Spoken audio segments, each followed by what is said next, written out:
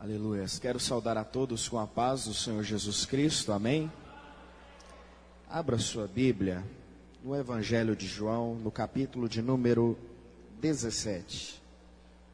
João, capítulo de número 17, versículo de número 20. Quero agradecer a Deus pela oportunidade de estar hoje aqui com vocês. Sou muito grato a Deus por tudo que Ele faz na minha vida, por tudo que Ele fez na minha vida já. E é uma honra estar hoje aqui com vocês. Quero agradecer ao pastor Valmir Borges, ao pastor Valmir Júnior, que articularam para eu poder estar aqui hoje ministrando a palavra de Deus a vocês. João, capítulo de número 17, versículo 20 até o versículo de número 23. A palavra do Senhor nos diz assim: eu não rogo somente por estes, mas também por aqueles que pela sua palavra hão de crer em mim, para que todos sejam um, como tu, Pai, és em mim e eu em ti, que eles também sejam um em nós, para que o mundo creia que tu me enviastes. Eu lhes dei a glória que a mim me deste, para que sejam um como nós somos um, eu neles e tu em mim, para que eles sejam perfeitos em unidade, e para que o mundo conheça que tu me enviaste a mim, e que tens amado a eles como tens amado a mim. Levante suas mãos nesse momento. Senhor Deus, nós queremos pedir que o Teu Espírito Santo comece a operar pela ministração da palavra de Deus. Senhor, que o homem desapareça, a glória é toda Tua. Que o Teu Espírito Santo penetre nos corações nesse momento, para a nossa perfeita unidade, para a nossa consciência da glória de Deus na face em Cristo. Oh Senhor, é o que nós pedimos nesse momento, durante essa pregação, é que o Seu Espírito opere de modo sobrenatural sobre nós, Pai, em nome de Jesus Cristo, amém. Você pode se assentar nesse momento. Eu quero trazer nessa manhã para vocês uma reflexão e uma ministração sobre a unidade cristã. E eu creio que o Espírito Santo vai estar falando ao seu coração. Nós precisamos ouvir essa palavra hoje aqui nesse lugar. Deus não me trouxe aqui em vão e não trouxe você aqui em vão. Ele quer falar às nossas vidas hoje. Ele quer falar sobre algo que não começou a existir agora, já começou a existir antes do mundo. Sempre existiu, na verdade. Sempre existiu na Trindade de Deus.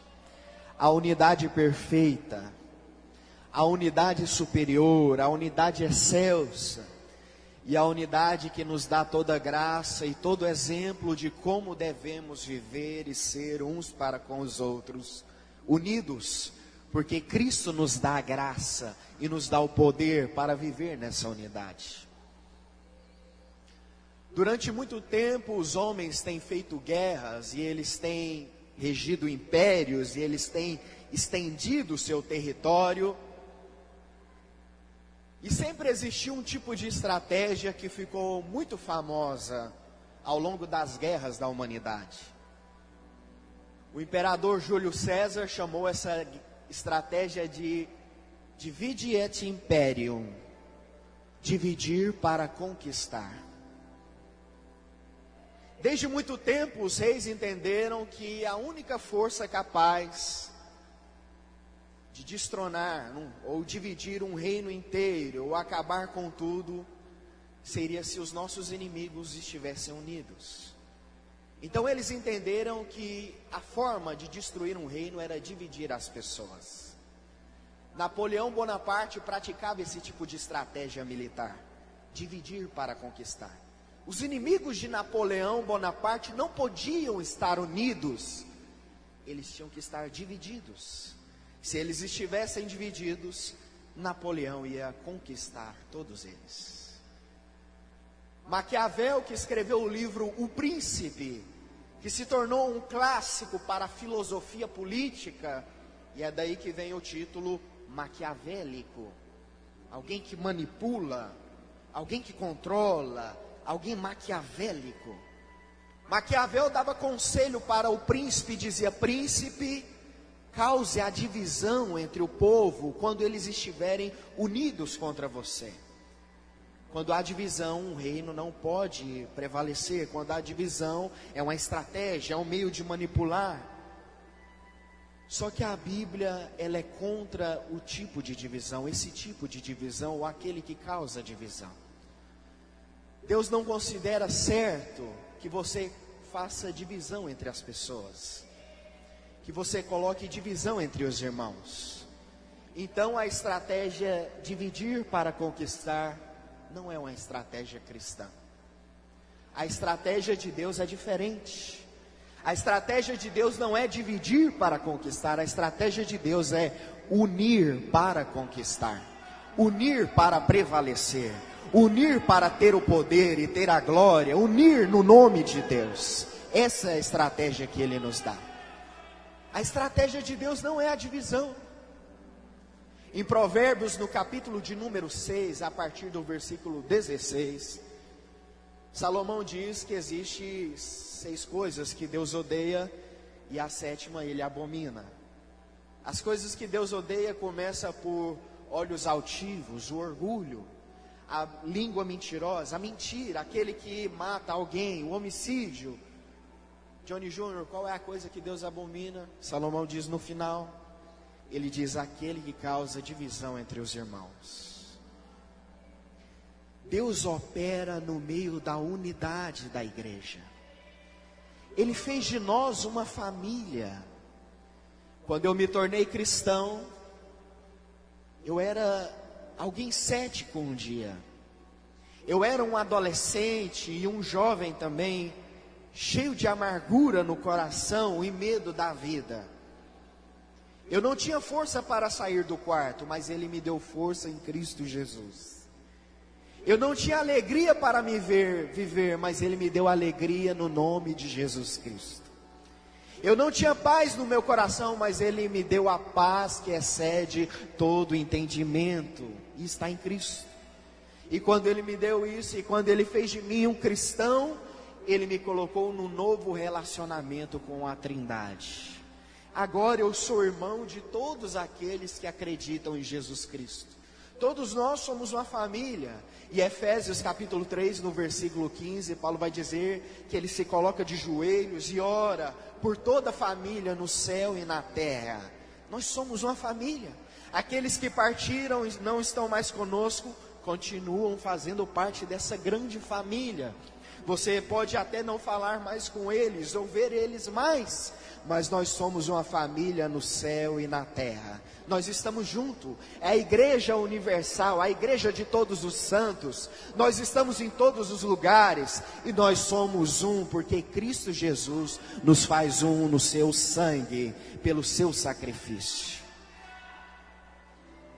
Deus quer operar hoje no meio da nossa unidade.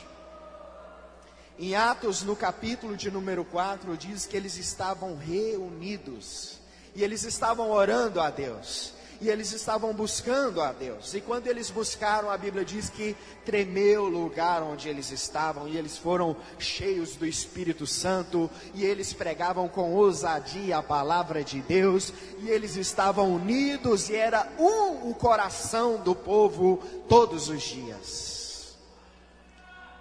Nos últimos anos, vários movimentos têm tentado reavivar a igreja, a chama da igreja. Vários movimentos têm procurado a renovação da igreja. Mas o que nós precisamos entender hoje é que nós não precisamos de nenhuma fórmula nova de nenhuma fórmula nova feita por homens recentemente, que agora descobriram como a igreja vai ser avivada. Nós já temos a fórmula, nós já temos o meio, nós já temos a revelação de como a igreja deve ser avivada. Está nessa oração de Jesus Cristo. A obra do Senhor é feita da maneira do Senhor. A obra de Deus é feita do jeito de Deus. Quando Cristo Jesus ia subir para o céu, Ele não disse: comecem a fazer alguma coisa, desçam para Jerusalém e façam alguma coisa ali, e comecem a fazer algum movimento do outro lado. Ele disse: esperem em Jerusalém. A obra de Deus é feita da maneira de Deus, do jeito de Deus. Não é o braço humano, não é a ação humana, não é a fórmula humana ou novo movimento humano. A obra de Deus é feita pelo poder do Espírito de Deus. Eles ficaram ali vários dias orando e buscando a Deus e dizendo: Deus, nós estamos esperando aqui em Jerusalém, nós ainda não fizemos nada, porque nós estamos esperando a promessa que vem do Pai. E quando a promessa que vem do Pai desceu sobre eles, eles foram cheios, e eles começaram a trabalhar, e as almas começaram a se converter, e dia após dia o Senhor ia acrescentando à igreja aqueles que haveriam de serem salvos. Deus é que faz a obra é de Deus, é feita do jeito de Deus. Ele é que faz, Ele que leva toda a glória. Não há glória para mim, não há glória para você, é Ele que recebe todo o mérito no final, porque foi Ele que fez todas as coisas. Nessa oração de Jesus Cristo, é uma oração sacerdotal. Ele vai dizer durante o capítulo 17: Pai, eu não oro pelo mundo nesse momento, eu estou orando pela igreja. E é por isso que os teólogos dizem que é uma oração sacerdotal, porque o sacerdote é aquele que apresenta o povo de Deus perante Deus. A oração de Jesus Cristo é apresentar o povo de Deus perante Deus.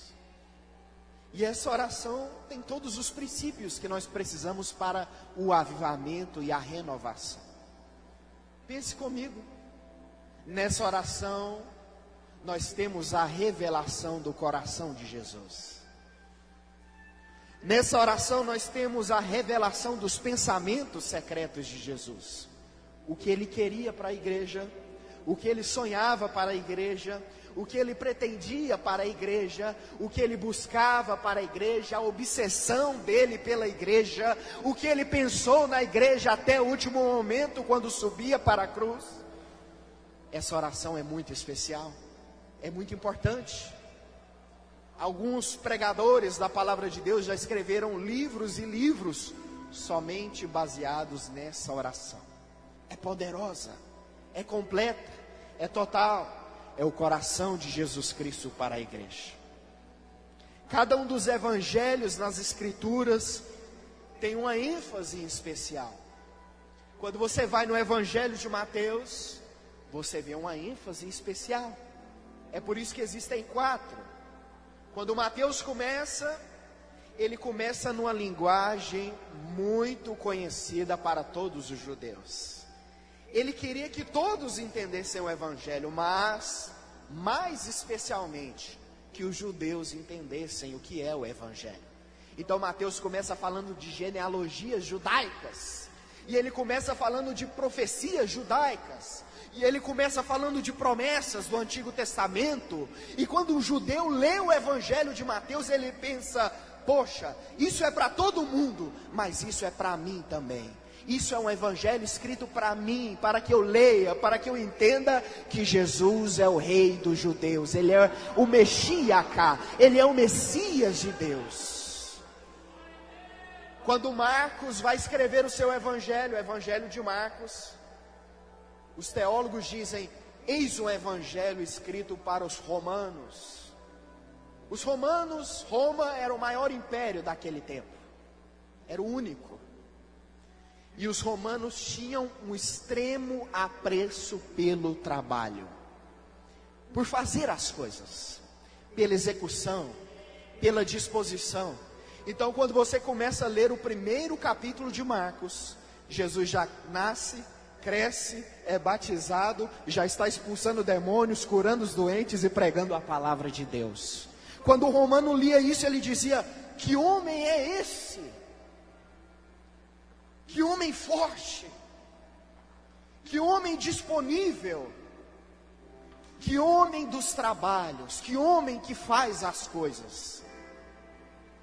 Quando Lucas escreve o seu evangelho, ele já tem uma outra ênfase. Ele começa dizendo: olha, Teófilo, eu pesquisei em todos os lugares, em todos os manuscritos, e eu comparei texto a texto, e eu fiz um estudo acurado de sabedoria para conhecer quem é esse homem Jesus Cristo. Lucas está escrevendo para os gregos. Os gregos gostavam dos estudos, das coisas acuradas, das coisas bem explicadas, de genealogias grandes, de histórias bem detalhadas. Então, quando eles liam o evangelho de Lucas, eles viam um homem que pesquisou. Eles viam um homem que era inteligente e sabia do que estava falando, que foi em todos os lugares, em todas as vilas. E é por isso que o evangelho de Lucas tem detalhes que alguns dos outros evangelhos não têm, porque ele falou com mais pessoas, ele teve acesso a mais documentos, e ele fez um evangelho sobrenatural no poder do Espírito. E João é o evangelho que estamos aqui hoje.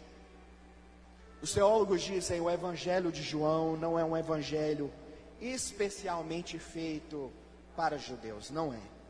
Não é um evangelho especialmente feito para romanos, não é. Não é um evangelho feito especialmente para os gregos, para os filósofos. O evangelho de João é um evangelho especialmente feito para a igreja. João não começa falando de genealogia nenhuma. Ele não começa falando de profecias judaicas. Ele não começa falando dos trabalhos de Jesus para impressionar os romanos. E ele não começa falando sobre as pesquisas dele para impressionar os gregos. Ele começa antes da história.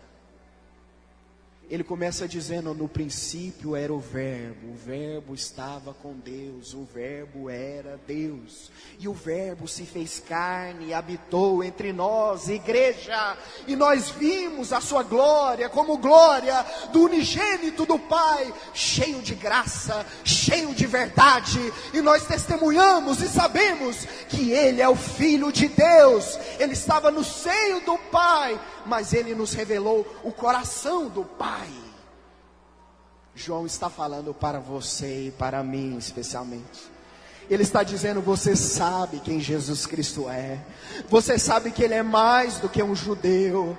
Você sabe que Ele é mais do que um romano poderia ser. E você sabe que Ele é mais sabedor do que um filósofo poderia saber. Porque Jesus Cristo é o próprio Deus, é a própria vida eterna. E é dele que João está falando para nós. Um evangelho assim de João traz verdades sobrenaturais.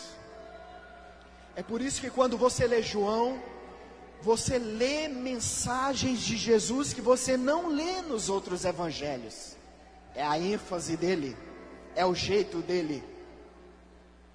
No evangelho de João, várias vezes Jesus diz: eu sou a porta, eu sou a luz, eu sou o caminho, eu sou a verdade, eu sou a vida, eu sou o pão, eu sou a água. Ele é tudo para nós. Eu sou a porta, eu sou o pastor. É o evangelho de João. E aqui é a oração de Jesus Cristo pela unidade. Quando Jesus Cristo está orando aqui pela unidade, você precisa perceber uma coisa. Ele diz que aquilo que possibilita a unidade são dois fatores. Ele diz que é a verdade e ele diz que é a santidade. Quando Jesus Cristo começa orando, ele começa pedindo uma unidade. Mas não é uma unidade pela unidade. Não estamos aqui unidos porque nós gostamos de estar em qualquer lugar, ou ficar recreando aqui, ou ser mais um clube religioso. Nós não estamos unidos aqui porque nós queremos e não temos nada melhor para fazer.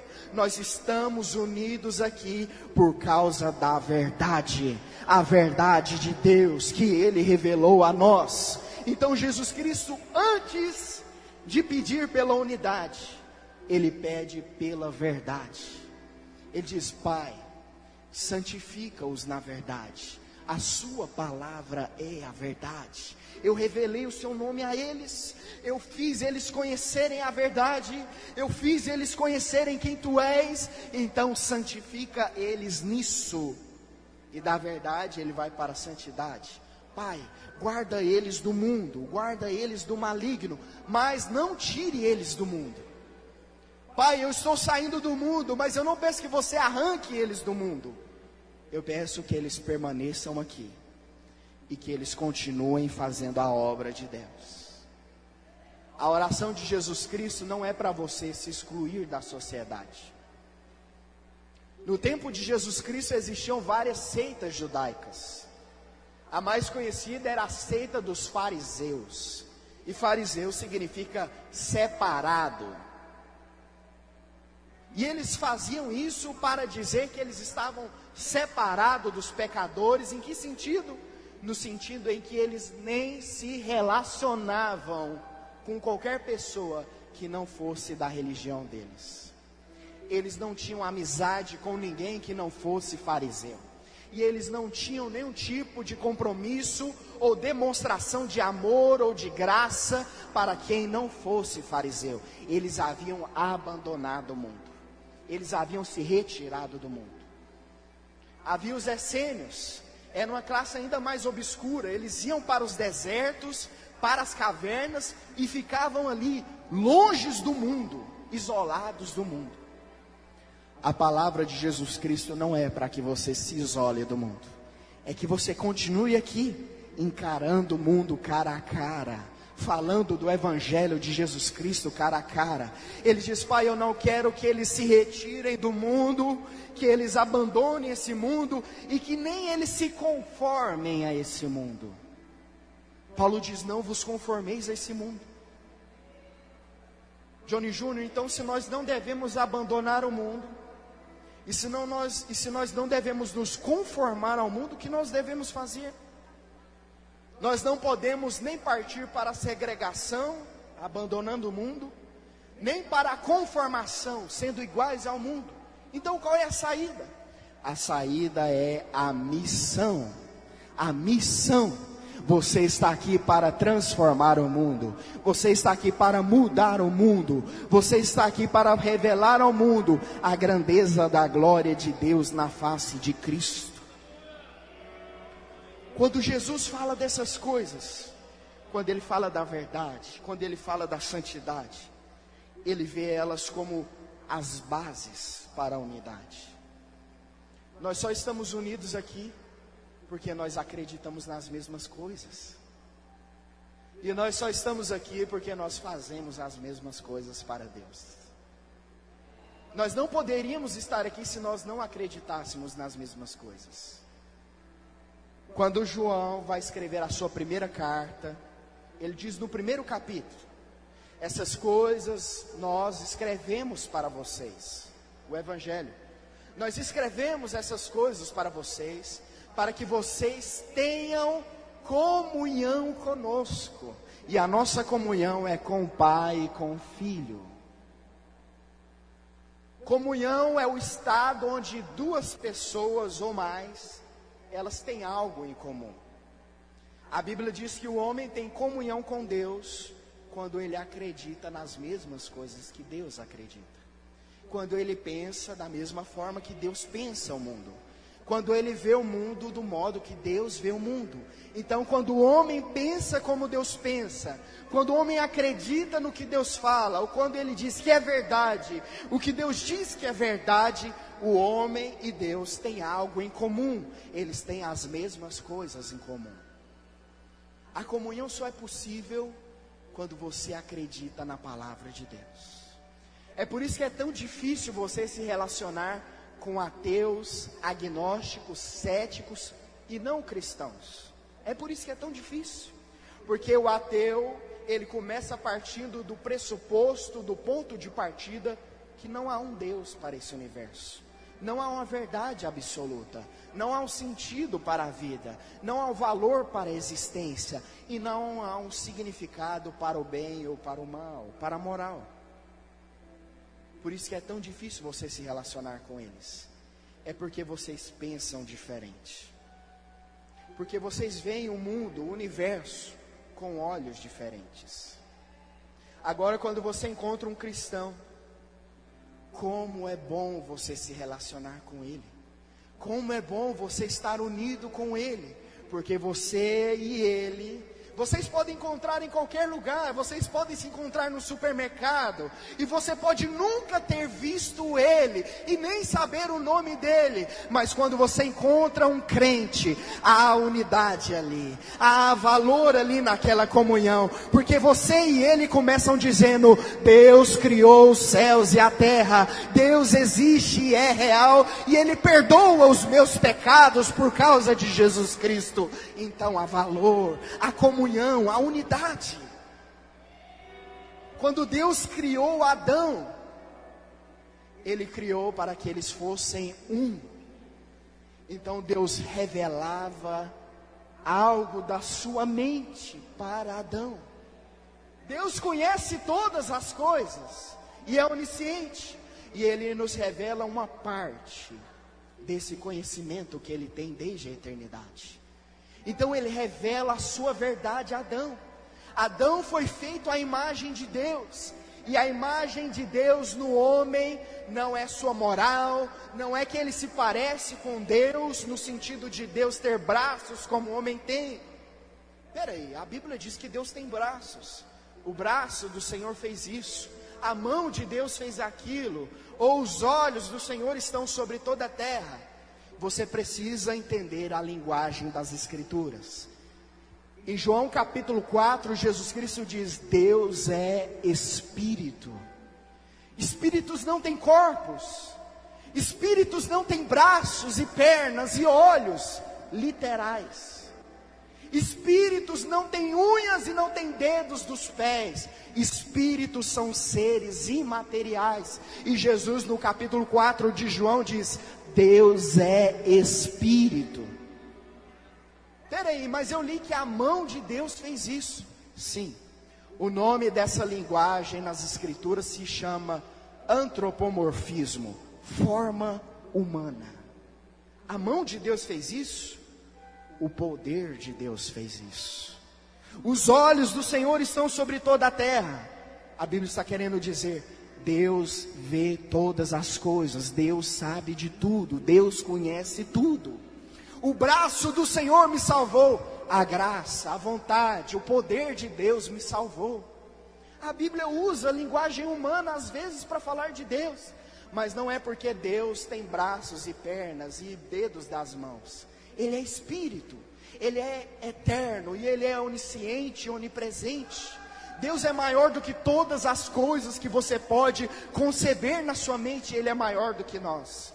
Quando Moisés subiu ao monte, quando ele desceu de lá em Deuteronômio no capítulo 4, no versículo 15, ele já antecipa o que Jesus ia dizer sobre Deus ser um Espírito. Ele disse: Israel, vocês não vão fazer imagem de Deus, vocês não vão representar Deus como se Ele fosse um homem, porque no dia que vocês subiram ao monte, não havia forma, nem aparência em Deus. Ele é Espírito. Johnny Júnior, o que é a imagem de Deus então em nós? O que é a imagem de Deus em nós? Então eu quero saber. Quando você lê Colossenses 3, 10 e Efésios 4, 17, Paulo diz o que é a imagem de Deus. Ele diz que quando Deus começou a nos salvar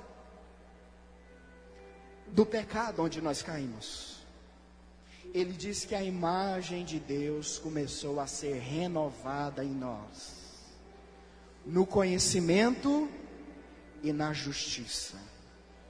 A imagem de Deus no homem é porque ele é um espírito, como Deus é um espírito também. É porque o homem pensa assim como Deus também pode pensar. Deus pensa e Ele nos deu a habilidade para pensar. Deus acredita e nós temos habilidade para acreditar. Deus é um espírito e nós também somos um espírito. Não somos somente carne. Quando nós morremos, não acabou, não terminou a vida. É por isso que quando Jesus Cristo em Mateus 7 sobe ao monte da transfiguração, ali aparecem Moisés e Elias. Era o espírito de Moisés. Moisés não estava mais no corpo, mas a Bíblia diz: esse é Moisés. Ele está aí, é o espírito dele. Não acabou a vida de Moisés, ele não morreu na sepultura. O homem é mais do que braços, pernas, ossos e carne. O homem é a imagem de Deus e é um espírito, e ele pensa o que Deus pensa, ele acredita no que Deus diz para ele. Essa é a imagem de Deus em nós. Jesus falou com Moisés e Moisés era um espírito. A unidade começa quando nós pensamos o que Deus pensa, quando nós acreditamos no que Deus acredita, e quando nós estamos juntos num só propósito. Eu sei que não é fácil falar desse tema aqui hoje. O pensamento de muitos de vocês podem estar atônitos, mas vocês devem ter esperança no Evangelho, e devem ter esperança nessa oração de Jesus Cristo. Ele pediu: Pai, que eles sejam um, que nada acabe com isso, que as portas do inferno não prevaleçam contra a igreja. Pai, não deixa que o diabo aplique a estratégia dividir para conquistar, dividir para acabar. Quando Jesus Cristo em Marcos 3 estava expulsando um demônio, alguns dos escribas apareciam ali e diziam: você expulsa os demônios, Jesus, não porque você tem o poder de Deus, mas porque você usa o poder de Beelzebu, o príncipe dos demônios, contra os demônios. Então Jesus ensinou uma verdade grande sobre a unidade. Ele disse que se um reino estivesse dividido contra si mesmo, não poderia prevalecer. Ele disse que se uma casa estivesse dividida contra si mesma, ela não poderia ficar de pé. E ele disse que se Satanás estivesse dividido contra Satanás, ele não poderia prevalecer. A divisão é uma coisa que Satanás só aplica nos outros. Satanás nunca aplica a divisão sobre si mesmo. Jesus estava ensinando aos escribas que Satanás nunca aplica a divisão no reino de Satanás. Que Satanás nunca aplica a divisão na casa de Satanás. Ele tem que aplicar em outra casa. Ele tem que aplicar a divisão na casa de Deus, é em outro lugar, não é no reino dele. Porque ele não está dividido contra ele. Satanás e os seus liderados e aqueles que o acompanham não estão divididos. Eles estão operando e eles procuram não se dividir. Eles procuram dividir outra casa, a casa de Deus. Levante as suas mãos nesse momento. Levante os seus olhos para o céu. E comece a clamar pela casa de Deus que está aqui. Você é casa de Deus. Nós somos casa de Deus. Comece a pedir: ó Deus, cumpre a oração de Jesus, que nada atrapalhe a unidade do seu povo, que o seu povo seja um só coração, como era em Atos dos Apóstolos. Então os cegos verão, os surdos ouvirão, os mortos ressuscitarão, os paralíticos irão andar, e nós iremos pregar a palavra de Deus com toda coragem, com toda ousadia, com todo o poder. Aleluias, aleluias, Ele está aqui. Ele está aqui. Ele está aqui para nos dar unidade. O Espírito Santo pode mudar todas as coisas. No capítulo 13 de João, Jesus disse que haveria uma marca que ia acompanhar os cristãos. Alguns pensam que a marca do cristão é uma cruz, mesmo que seja uma cruz vazia. Outros acham que seria um paletó, ou um tipo de vestimenta, ou um tipo de postura, ou um tipo de coisa que nós temos, ou que nós possuímos. Mas Jesus Cristo disse qual é a marca do cristão. Ele disse que seria o amor que temos uns pelos outros. Ele disse que seria essa unidade. Ele disse aqui nessa oração que quando nós fôssemos um, o mundo acreditaria que Deus nos revelou, que Deus está conosco. Tudo que o mundo tem é divisão, é guerras, é conflitos. Mas quando eles olhassem para a igreja, eles iam ver a existência de Deus.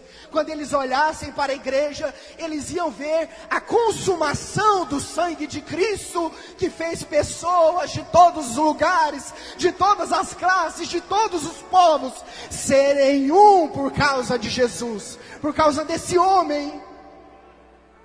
Maomé pregou a sua heresia na Arábia, no Oriente Médio, durante 25 anos. Buda, no Oriente, também ensinou o seu budismo durante 20 e poucos anos. Confúcio, na China, precisou de 30 anos para que houvesse a sua religião, o confucionismo. Mas Jesus Cristo, ele só pregou durante 3 anos. E ele mudou a história da humanidade para sempre. Ele não precisou de 10, ele não precisou de 20, 30, 50 anos. Ele pregou durante 3 anos e ele tinha o poder. Ele é o Filho de Deus. E hoje, mesmo um ateu, ele tem que escrever na prova, em sala de aula: antes de Cristo, depois de Cristo. A história foi dividida por causa da obra consumada de Jesus. Se coloque de pé nesse momento.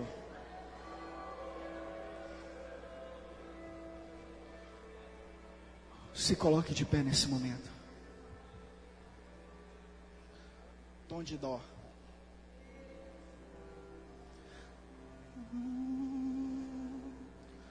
Temos que ser um, como o Pai em Cristo é. Temos que ser um, para que o mundo creia que o Pai o enviou. Temos que ser um, como o Pai em Cristo é. Temos que ser um, para que o mundo creia que o Pai o enviou. Temos que ser um.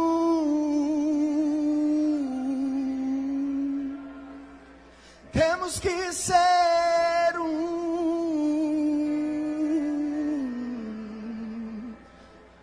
Segure a mão da pessoa que está ao seu lado. Oh, o Espírito Santo está ministrando unidade aqui nessa manhã. Segure a mão da pessoa que está ao seu lado. Diga para ele: ô irmão, nós precisamos ser um. Fale. Um é a prova da existência de Deus. É a prova de que o que Jesus Cristo fez na cruz é real hoje aqui nesse lugar. Ele conseguiu. Nós não poderíamos viver unidos. Nós não poderíamos viver. Nós somos tão diferentes, tão desiguais. A sociedade é tão diferente. Mas Ele conseguiu. Pelo sangue dele na cruz, hoje nós somos um. Comece a orar por essa pessoa. Comece a ministrar. Comece a pedir: ó Deus, eu quero ser um com meu irmão. Eu quero ser um, ó Deus, abençoa a unidade dessa igreja. Abençoa a unidade do seu povo, Senhor. Abençoa o compromisso, a lealdade. Abençoa todos, abençoa que o coração seja um, que o entendimento seja um. Ó Deus, que a fidelidade seja um só corpo, uma só fé, um só batismo, um só Espírito. Ó Deus, que nós sejamos um só corpo naquele que é um em todas as coisas. Aleluia. Comece a falar em línguas. Se você recebeu esse dom, comece a falar em línguas.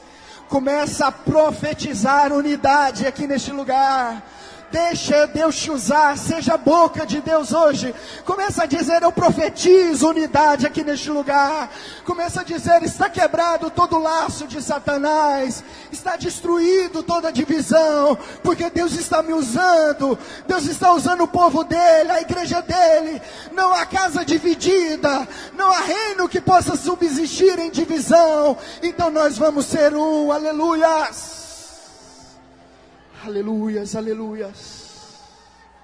Temos que ser um, como o Pai em Cristo é. Temos que ser um, para que o mundo creia que o Pai o enviou. Temos que ser um, como o Pai em Cristo é. Temos que ser um, para que o mundo creia que o Pai o enviou. Temos que ser um. Nós temos que ser um. Oh, aplauda o nome do Senhor, aplauda o nome dele, aleluias. Glória a Deus.